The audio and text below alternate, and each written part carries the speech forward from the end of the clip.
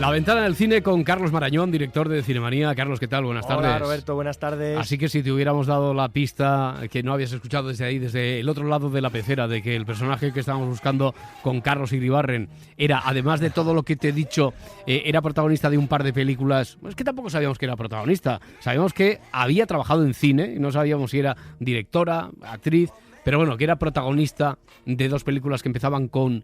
¿Qué? No hubieras tenido ninguna duda. Bueno, que era Carmen Maura. Era la clave. Yo con lo del café estábamos ya todos como buscando más por Clooney, ¿no? Algo así, algo con sí, mucho, lo que pasa es que sabíamos que no era hombre. Glamour, claro, sí, nacido en el 45. A mí, ¿sabes lo que me ha ocurrido? Que esto yo creo que merece un análisis. Y que al decir que era un personaje europeo, he descartado que fuera español. No, pero ha sido eso. Bueno, hay razones históricas de peso para pensar algo así. Oye, vamos a repasar la cartelera y alguna que otra curiosidad y alguna que otra noticia que tiene que ver con el mundo del cine, de la producción audiovisual. Pero primero, en la cartelera, Mascotas 2.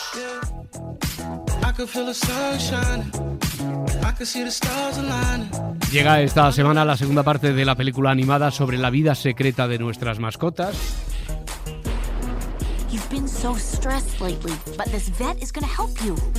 He specializes in behavioral disorders, but I don't have a Que la versión original, por cierto, nos permite escuchar. ¿Es la primera película animada que dobla Harrison Ford? ¿Es la primera? A mí me da la sensación de que sí, yo no recuerdo. Pero bueno, eso es meterse, hablar así. Bueno, no recordamos ninguna iniciativa, ¿no?, de Harrison Ford. Dice Ignacio que lo ha comprobado, que sí, que es la primera de Harrison Ford. Bueno, pues es otro de los alicientes de esto que podríamos decir que es como el Toy Story pero de mascotas, ¿o no? Realmente sí, realmente la idea original tiene todos los ecos de Toy Story. Como sabes, es de este estudio Illumination que montó Universal, bueno, a la luz un poco del éxito de Pixar y de Disney en general, del comeback, de la vuelta de Disney a ganar mucho dinero. Pues muchos estudios se dedicaron a hacer sus divisiones de animación, y en este caso Illumination tuvo mucho acierto con Gru y sus Minions, que han sido un éxito de todo tipo. Las películas también, pero por supuesto un éxito de marketing que al final envuelve muy bien todo este tipo de productos para las distribuidoras. En este caso, la primera yo creo que fue una película que, tirando del hilo de Toy Story, es decir, ¿qué hacen no los juguetes sino las mascotas cuando no estamos nosotros en casa? La verdad que tuvo su gracia, porque lo llevaba a la ciudad, a Nueva York, y eso provocaba pues ese juego entre dentro de la casa y fuera de casa en una ciudad como Nueva York. La verdad que era una película que sorprendió, que tuvo gracia. Esta segunda, digamos que quiere cambiarlo todo, pero al final se queda un poco en lo mismo. Esa es la sensación que me da a mí después de verla. Aparte de que hay otro hablabas de Harrison Ford, está Louis C.K., el famoso cómico que ha sido engullido, ha desaparecido por completo, engullido por el Me Too, por los casos de presuntas, abusos o presuntos, ya sabes, complicaciones derivadas de su comportamiento con el sexo femenino, pues ha hecho que ya no sea la voz del protagonista, de Max. Estos cambios, digamos que lo han aguado todo un poquito, ¿no? Esa forma de meter tres historias, porque mete tres historias con tres de las mascotas, y para acabar, digamos, fundándose en un poco lo mismo. ¿Qué pasa cuando no están los dueños delante, ¿no? A pesar de que, hay cambios como que Max se encuentra con que sus papás, entre comillas, han tenido un bebé. Digamos que hay competencia de distinto tipo, hay una oposición campo-ciudad. Bueno, hay golpes que funcionan, golpes de comedia que funcionan, pero es todo un pelín rutinario. Ya. Bueno, en la versión original decíamos que, entre otras cosas, está el atractivo de que uno de los protagonistas lo interpreta Harrison Ford en su primera incursión ahí en el mundo de la animación. Y Carlos estaba pensando, esta es una película para la oferta de cine familiar que imagino la mayoría de nuestros oyentes va a ver en versión doblada, donde también hay voces reconocibles como la de Ana Fernández, David Guapo o Roberto Leal. Llevas unos días súper estresado, pero el veterinario te ayudará. Su especialidad son los trastornos de conducta. Pero yo no tengo ningún trastorno de conducta. Ya no, ni yo. Es mi jefa la que desvaría. Le traigo un pájaro muerto y lo tira. Nada de lo que hago es suficiente para ti, madre. Es otra de las ofertas para el cine familiar. Es una época esta dada a ese tipo de reclamos.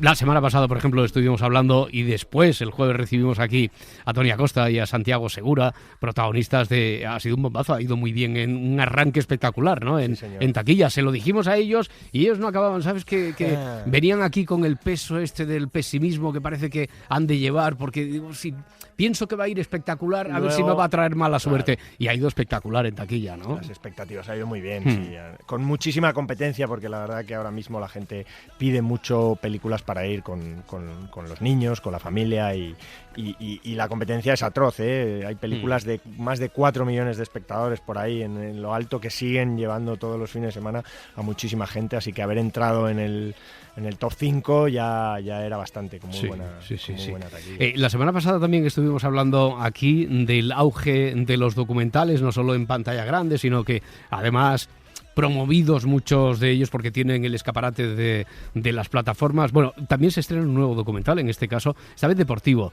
y se trata de un repaso a la vida de John McEnroe. Quizá lo más reciente que tenemos en mente de él o sobre él en el cine es aquella película, ¿no? Sobre su rivalidad con Borg y McEnroe. Era muy curiosa esa película porque en Suecia se llamaba solo Björk. Solo Björk. Luego vamos a comentar algo sobre los títulos. Era curioso, ¿no? En Suecia era la vida de Björn Borg y en el resto del mundo sí que era la rivalidad entre ambos. Y esta, buscando la perfección, es la vida, sobre todo, tenística de John McEnroe. Sí, ¿no? pero es una película un poco obsesiva. A mí me parece interesantísima. Me parece la película de la semana. Habría que ver en qué lugares se va a poder estrenar de España. Ese es el problema a veces con los documentales, que no fuera de Madrid, Barcelona y el circuito un poco más versión original es más difícil encontrarlas. Después van a tener esa segunda vida a la que hacíamos referencia. Si no, para muchos es la primera, la de las plataformas. Por supuesto que sí. Y bueno, y luego Filmoteca. O sea, hay formas de verla seguro, y yo la recomiendo vivamente porque es más que la vida de McEnroe, que no es exactamente la vida de McEnroe, es la obsesión. La obsesión de McEnroe, por un lado, porque era un hombre cuya gasolina era la mala leche.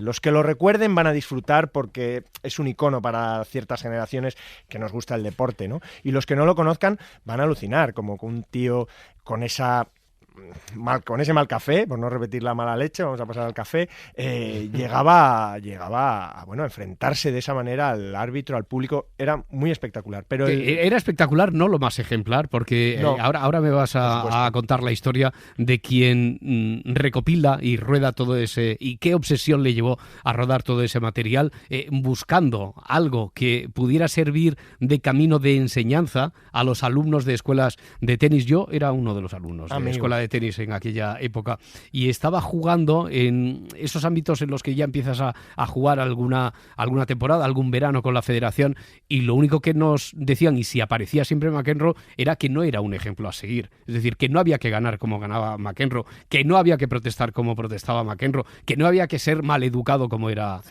McEnroe. Pero había que jugar como él, porque eso sí, era genial. Claro. Frente a otra escuela del tenis basada en la fuerza, basada en el físico, la verdad que estos futbolistas, quizá Federer todavía mantiene un poco esa elegancia. Bueno, McEnroe no era elegante, pero era muy sutil, jugaba de muñeca, era muy diferente, ¿no? Y quizá ese tenis se ha perdido mucho, pero es cierto, ¿no? Lo que pasa que, visto con el paso del tiempo, uno ve todo eso y lo ve con cierta indulgencia. Eso también es cierto. Sí, eso es. Entonces, parte de la obsesión del cineasta, de quien rueda aquello para hacer acopio de material, que está rodado todo en cine. La película empieza, digamos que no empieza contándonos nada sobre John McEnroe, sino que nos empieza contando la historia de un personaje que se llama Gilles de Carmadec, que era un miembro de la Federación Francesa de Tenis, que lo que buscaba era una película, plasmar en una película cómo contarles a los chavales que jugaban, o a los mayores, hacer una especie de guías de autoayuda para el tenis, ¿no? De películas referenciales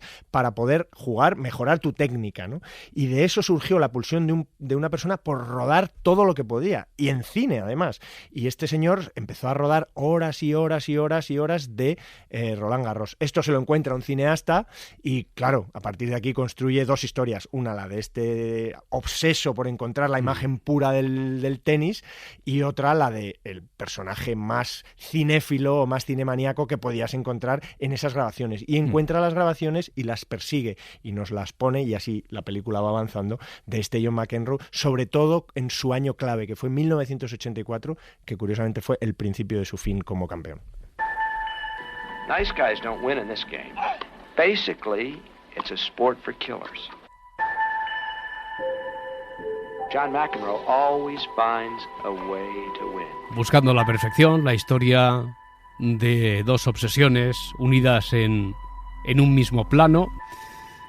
Se habrá rodado ya mucho, ¿no? Y se harán películas y documentales en el futuro de la rivalidad de Nadal, Federer, bueno, incluso Nadal, Federer, Djokovic, de eso yo creo que estamos absolutamente seguros de que será. Claro, digamos que mezclando a estos tres que tenemos ahora, saldría un tenista insuperable por todas partes, ¿no?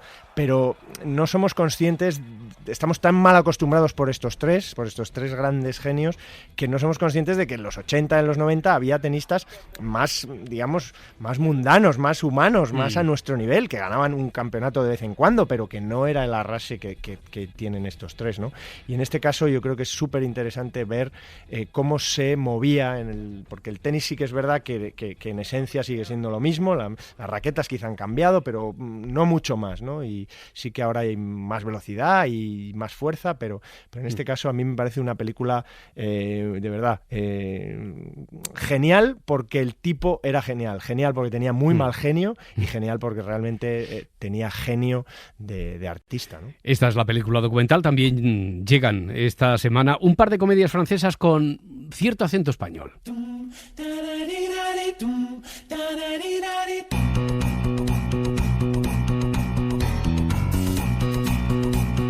Una de ellas es a la que pertenece esta banda sonora, que es Un verano en Ibiza.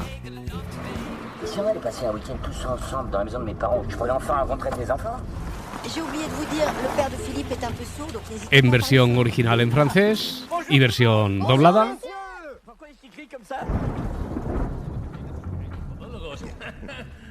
Philippe y sus padres son adorables, así que quiero que os comportéis. Pues qué mala pata. ¿Cuándo nos piramos de aquí? Papá, tu turno, te toca. ¡Mamá, vámonos! Comedia francesa, decíamos, un par, y con acento español. Esta, Un verano en Ibiza. ¿Qué nos propone? ¿Qué nos propone, Marañón? Pues es comedia veraniega.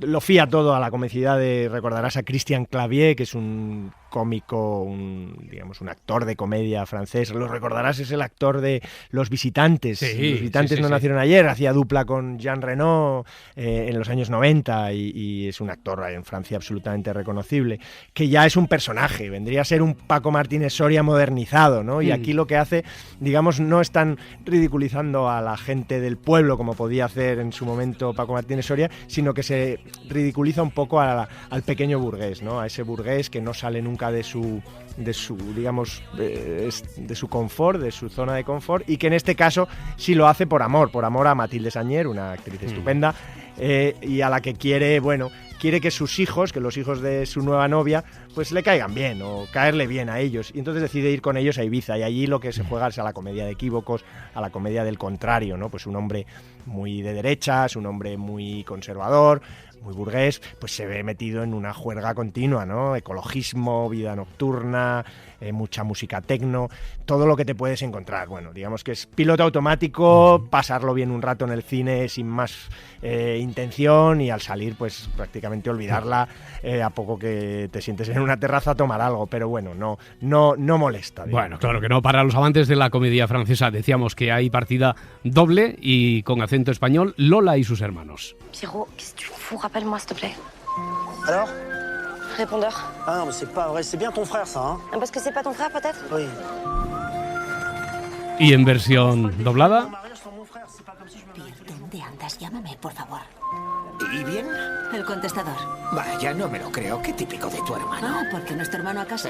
Una comedia que trata sobre la relación de tres hermanos que se reúnen todas las semanas pero se reúnen en un lugar particular, ¿no, Marañón? Eso es, bueno, ante la tumba de sus padres, ¿no? Además son uno de esos encuentros que les da mucha pereza, se tienen pereza entre ellos, no se acaban de contar las cosas, pero finalmente siempre acuden, siempre vuelven semanalmente a encontrarse estos tres hermanos, Lola, Benoit y Pierre, y el toque español, así como en la anterior película era Ibiza, la propia Ibiza, en este caso es el actor José García, que es un actor español afincado en Francia ya desde crío, que tuvo su momento también en el cine español con El séptimo día de Carlos Saura y con la película Gal, estuvo aquí haciendo varias películas, pero que en Francia es una de las estrellas del cine galo. Y él, bueno, es uno de los personajes, en este caso es Benoit, Lola y Pierre, los tres. Es una historia de secretos, de desencuentros, es amable, tira lo emotivo, es ligera, pero un puntito, digamos, más consistente que Un verano en Ibiza, ¿no? Es esas cosas que se ocultan y acaban saliendo a la luz entre hermanos, pero todo con un punto amable, ¿eh? Aquí no hay tragedia, no hay drama, simplemente hay, bueno, los desafíos de la vida diaria entre tres hermanos que se detestan, pero en el fondo se quieren. Claro, son hermanos. Vamos a salir un momento de la cartelera. Ya verás, ¿reconoces esta banda sonora, Mara?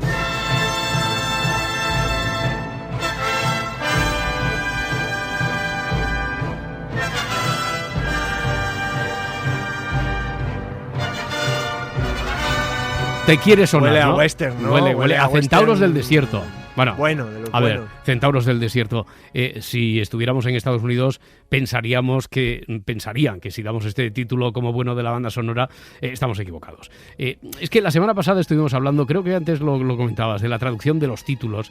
No sé si fue a raíz de Super Empollonas o de Alcanzando tu sueño, que en su versión original se llama Teen Spirit, ¿no? Y es cierto que muchas veces se hacen, no sé si auténticas barbaridades, burradas, dirían otros, casi siempre en pos de conseguir un título algo más llamativo comercialmente. Exacto, ¿no? Es un vehículo, el título es el principal argumento que tiene, ¿no? ¿Cuántas veces yo habré visto a gente en una taquilla que no se atreve a decir el título de la película al taquillero? Y dice la de la sala 3, claro, simplemente porque está en inglés. Eso pasa mucho últimamente y cada vez hay más títulos en inglés, pero sucede, hay gente que no se atreve ni siquiera a pronunciarlo. Se han cometido auténticas barbaridades, pero también te voy a decir que yo creo que hay grandes aciertos, o por lo menos hay cosas que al principio parecían que eran horribles y que luego con el tiempo se ha demostrado que incluso mejoraban a lo mejor a la original, ¿no? A ver con qué se ha encontrado, porque ese encargo le hemos hecho a nuestro compañero Ignacio Parrón, que buscara los títulos en Filmoteca, en historia así reciente del cine comercial, a ver qué juegos se han hecho con las traducciones más o menos acertadas. A ver, que levante la mano a quien le haya gustado The Sound of Music, Die Hard o Jaws. ¿Cómo? ¿Que no sabéis cuáles son?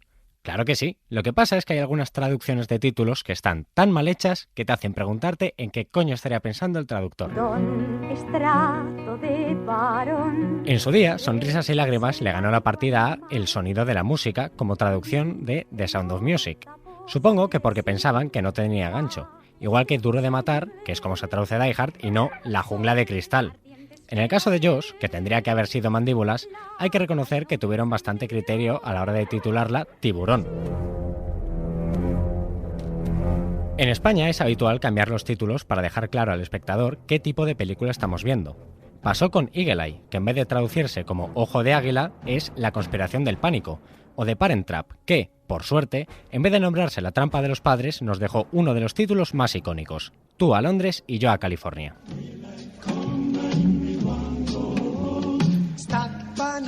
Pero lo que seguimos sin explicarnos es por qué Beetlejuice se tradujo como Beetlejuice, así como suena. Seguro que sus motivos tendrían, como los que decidieron que Drunken Master, maestro borracho, fuese el mono borracho en el ojo del tigre, o que Ice Princess fuese Soñando, soñando, triunfé patinando en vez de Princesa de hielo. Oye, pues ¿por qué no? Lo que sí que es intolerable es lo que hicieron a Eternal Sunshine of a Spotless Mind. Podríamos haber tenido uno de los títulos más bonitos de la historia, Resplandor eterno en una mente sin recuerdos, pero alguien decidió que debía llamarse Olvídate de mí. No te lo perdonaré jamás, señor traductor, jamás. Bueno, Ignacio Parrón es muy contundente. Tú se lo perdonas esto a los traductores casi siempre. Bueno, ¿no? Al final ya podemos hacer reportajes como este, claro, si no, ¿de qué? Y entonces, lo que sí es verdad es que hay veces que han acertado. Yo, Aterriza como puedas, por ejemplo, era Airplane, y a mí me parece Aterrizado como puedas, me parece magistral. O Hombre. Este muerto está muy vivo, que era Weekend at Bernie's. No, hombre, no. Este o La muerto ley de está la muy calle vivo. está muy bien, Rumblefish. Esta casa es una ruina. Son títulos que, bueno, en principio parecen largos, parecen así propositivos, pero no están nada mal, ¿eh? Incluso con La muerte en los talones o Solo ante el peligro. A veces sobre que todo se han ahora pasado con la un poquito. perspectiva del tiempo es que ya forman parte de Sí, nuestra... pero es verdad, pero no son malos títulos, No, digamos. Es claro. cierto que lo que son es dejan más cosas evidentes, raspando el spoiler, ¿no? Yo creo que la que más llegó fue La semilla del diablo, ¿no? Rosemary's Sí. Baby, esa fue la que más se acercó probablemente al spoiler, pero ha habido casos en los que intentando buscar algo al final pues te contaban cosas de la peli. Oye, hemos hecho el juego al revés también porque ¿qué ha ocurrido en algunos mercados internacionales con películas con títulos españoles? Los amantes pasajeros se tituló, creo que es el nombre de la canción central, ¿no? Del I'm So Excited, que utilizó Almodóvar. Sí. Estoy tan emocionada, sería el título. O Las brujas de Zugarramurdi, imagínate. Hombre, pues ahí le pusieron Witching and Bitching, es decir, como brujería y zorrerío. Y La isla mínima, que es Marshland. Que es Pantanal, una ciénaga más o menos. Sí. Está bien. Lógico. Bueno, muy bien. Oye, solo una cosa antes de que te vayas, que amenaza Disney a Netflix. Quiero decir, no hay ninguna demanda de por medio, sino que se vería amenazado en todo caso por la nueva plataforma de Disney que viene con un catálogo promete dar guerra, ¿no? Disney ahora mismo sabemos que compró Star Wars, compró todo Lucasfilm, compró Marvel, la parte de Marvel que todavía no tiene es residual, y ahora ha comprado Fox, con un catálogo no solo de cine con el que estamos acostumbrados de Disney, que curiosamente dejó hace poco tiempo de hacer películas, para entendernos, películas normales, películas que no sean grandes fenómenos de superhéroes o grandes fenómenos de animación, sino películas medias, con actores, personajes, guión. Eso dejó de hacerlo hace unos años, pero al comprar Fox su catálogo se ha ampliado enormemente. ¿Qué pasa? Que ya dispone, ahora mismo la cuota de mercado de Disney entre las distribuidoras de Estados Unidos pasa del 30% en muchos meses, entonces tiene muchísimo, le vende muchísimo contenido también a las otras plataformas. Y que parece que además va a llegar con una Disney va a llegar con una oferta muy atractiva, claro, también de cuota para y tú el abonado. Piensa en los niños, ¿no? Que es una de las razones para abonarse a una de estas digamos plataformas, ¿no? El dejar a los chavales viendo los canales infantiles o viendo esa propuesta. Disney domina eso de forma abusiva y ahora pues lo hace. Creo que en noviembre ya va a desembarcar en Estados Unidos. Creo que la oferta además es a estos precios que manejan, incluso más barato que otras plataformas, así que ahí van a estar, y yo creo que va a hacer mucha pupa en este caso a sus competidores, a todos ellos, no solo a Netflix, ¿eh? Carlos Marañón, director de Cinemanía. El próximo miércoles seguimos hablando de cine. En Cinemanía, por cierto, que aparecen dos tipos aquí que me suenan mucho. Uno se parece a DiCaprio y otro a Brad Pitt en la portada de la revista. Marañón, un abrazo muy fuerte. Un abrazo fuerte, Roberto.